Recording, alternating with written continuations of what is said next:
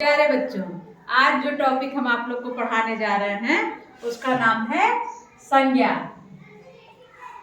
संज्ञा, सबसे पहले संज्ञा की परिभाषा देखते हैं हम लोग। किसी व्यक्ति, वस्तु, स्थान अथवा भाव के नाम को संज्ञा कहते हैं। क्या कहते हैं? संज्ञा।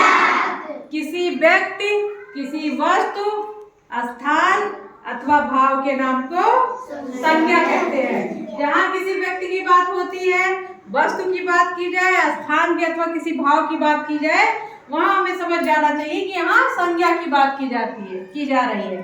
जैसे राम विद्यालय जाता है, तो इसमें किसकी बात हो रही है? राम की बात हो रही है ना। इसमें संज्ञा क्या है? राम। इसमें संज्ञा है राम। इसी तरह किसी वस्तु और स्थान या भाव की बात की जाए उसे भी संज्ञा कहते हैं। अब संज्ञा मुख्य रूप से 3 प्रकार के होते हैं। कौन कौन से? पहला होता है व्यक्तिवाचक। व्यक्तिवाचक संज्ञा कौन सा है? पहला व्यक्तिवाचक संज्ञा। दूसरा क्या है? जातिवाचक संज्ञा। जातिवाचक संज्ञा। तीसरा क्या है? भाववाचक। भाववाचक संज्ञा। ये हो गए संज्ञा के प्रकार। अब देखिए, किसी व्यक्ति की बात होती है, वो व्यक्तिवाचक संज्ञा के अंतर्गत आ गया। जातिवाचक संज्ञा क्या हो गई?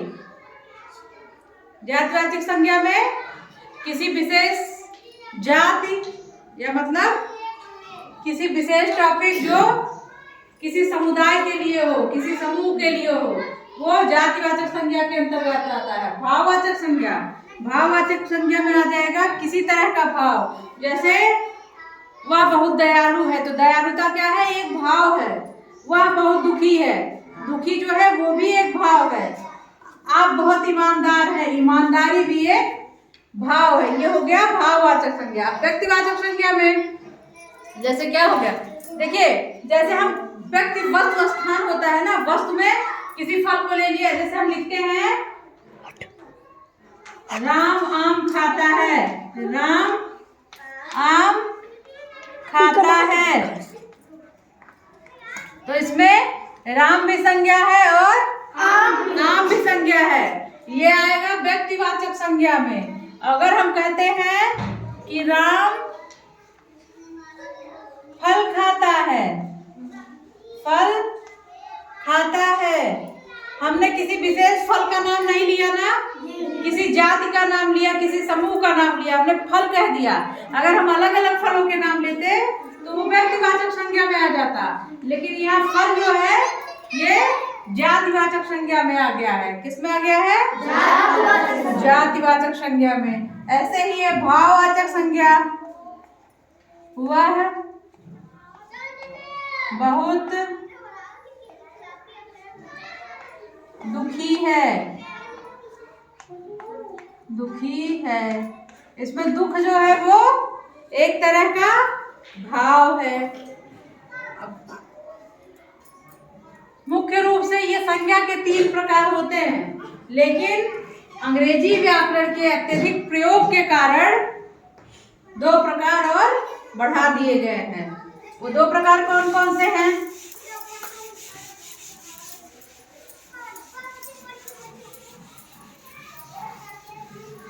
दो प्रकार कौन कौन से हैं? पहला,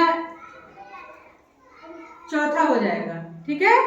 चौथा हो गया द्रव्यवाचक संज्ञा। क्या हो गया?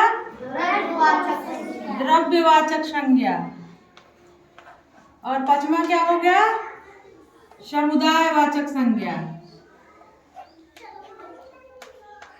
समुदाय वाचक संज्ञा।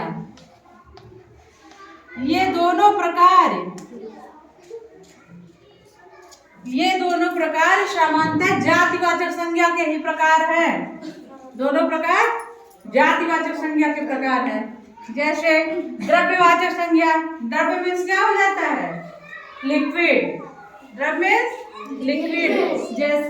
जैसे हम बात करते हैं घी, दूध, दही, तेल, ये सब आता है द्रव्यवाचक संज्ञा के अंदर। और जैसे ही हम बात करते हैं समुदायवाचक संज्ञा, समुदायवाचक संज्ञा में हम झुंड की बात करते हैं, किसी झुंड की, किसी समुदाय की बात करते हैं, वो होता है समुदायवाचक संज्ञा। जैसे हमने किसी कक्षा का नाम लिया, जैसे हमने कहा कक्षा 4, कक्षा 3, तो जब हम कक्षा कहते हैं तो उस कक्षा में एक बच्चे तो रहते नहीं है, एक समूह होता है, एक समुदाय होता है। तो जहाँ कक्षा की बात आ जाती है वो हो जाता है समुदायवाचक संज्ञा। क्या हो जाता है? समुदायवाचक संज्ञा। और जहाँ जैसे हमने कहा कि बकरियों का झुंड, वो आ गया एक समुदाय, मतलब बकरियों का समुदाय, वो आ जाएगा समुदायवाचक संज्ञा में। तो बच्चों, आज हमने आप लोग को बताया संज्ञा, जिसमें हमने बताया संज्ञा की परिभाषा। संज्ञा की परिभाषा किसी व्यक्ति, वस्तु, स्थान अथवा भाव के नाम को संज्ञा कहते हैं। संज्ञा के मुख्यतः 3 रूप हैं: व्यक्तिवाचक संज्ञा, जातिवाचक संज्ञा और भाववाचक संज्ञा।